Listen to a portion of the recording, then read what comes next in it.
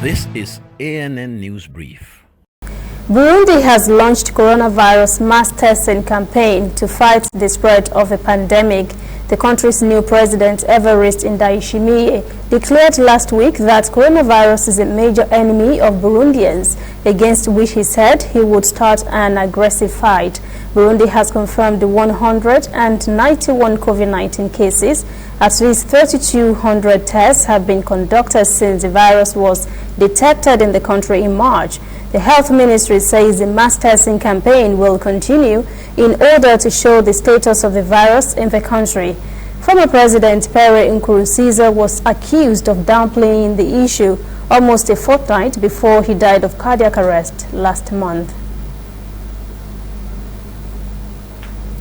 Kenya Education Ministry says all primary and secondary schools will reopen next year. Education Minister George Magoha has also said no final year national examinations will be held for primary and secondary pupils this year. The ministry says all students will resume studies in their current classes in next year's school session. Kenya has confirmed more than 8,000 COVID-19 cases, including 164 deaths.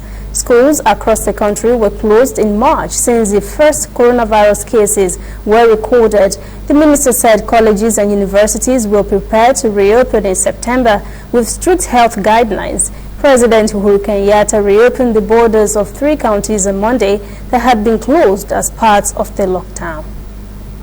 We'll be right back. We are on the road every day, canvassing throughout Africa for news you really need. We follow the story everywhere, from every corner of Nigeria to the wide African expanse. We bring you what's making headlines. We connect you with news you can use. ANN, African News Network, in a truly African spirit. International Crisis Group ICG says greater cooperation and intelligence sharing are needed to successfully defeat the Boko Haram terrorist group in the Lake Chad region. An ICG report says a multinational joint task force drawn from regional states holds the key to tackling the jihadist threat. He says so far her success has been limited.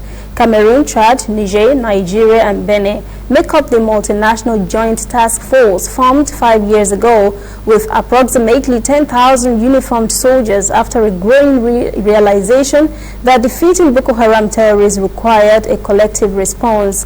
The International Crisis Group said in its report advances against Boko Haram have mostly been short-lived because of the insurgent resilience. ICG calls for funding issues to be resolved with the help of the African Union and the European Union that both helped create the joint task force. Boko Haram and the Islamic State in West Africa province have killed thousands and displaced nearly 2 million persons in northeast Nigeria. That is ANN News Brief at 4. Join us again at 5 for our full newscast. For details on these and other breaking stories, visit our website, annafrica.news. Conversation continues on our social media platforms, Twitter, Instagram, and Facebook at ANN Africa TV. I am Lucy Ademi.